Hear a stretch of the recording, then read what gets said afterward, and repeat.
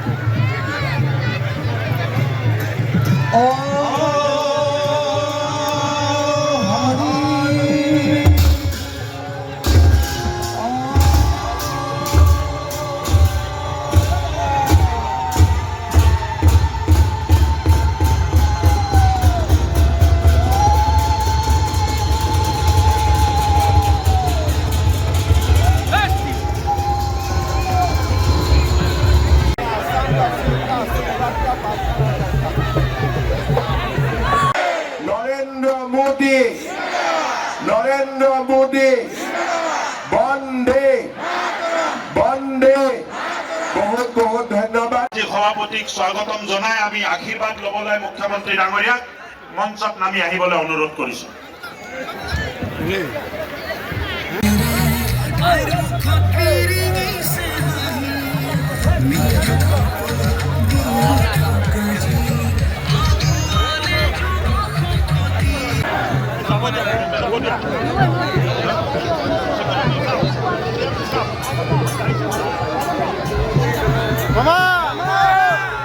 Doctor Himanta Biswa Sarma ডাঙৰীয়া সকলোকে মই অনুৰোধ কৰিছো, হাত চাপৰি ডক্টৰ হিমন্ত বিশ্ব শৰ্মা ডাঙৰীয়া জিন্দাবাদ।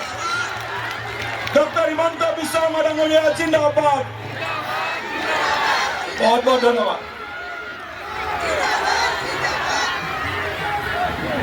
মাননীয় মুখ্যমন্ত্ৰী ডাঙৰীয়া আহি উপস্থিত হৈছেহি।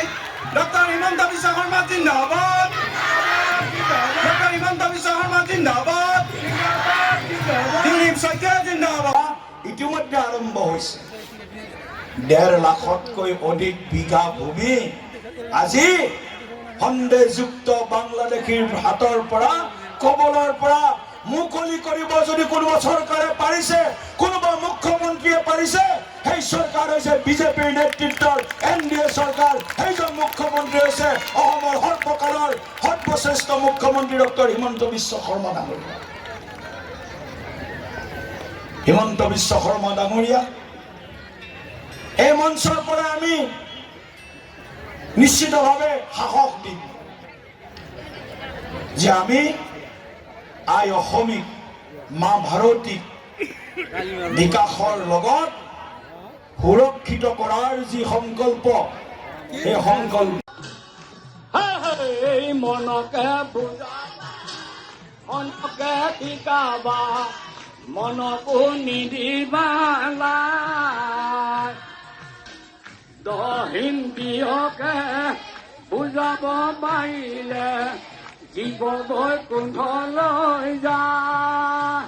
হে ৰাম ৰাম হে কৃষ্ণ স্বামী তজুপদে আমি কেৱলে শৰণ চাওঁ। কৰায় অনুগ্ৰহ মায়াৰ নিগ্ৰহ তেবেকে দুখয়ে মনকে বুজাবা, মনকো নিদিবা হিন্দীয়কে বুজাব পাৰিলে জীৱ বৈকুণ্ঠলৈ যায়।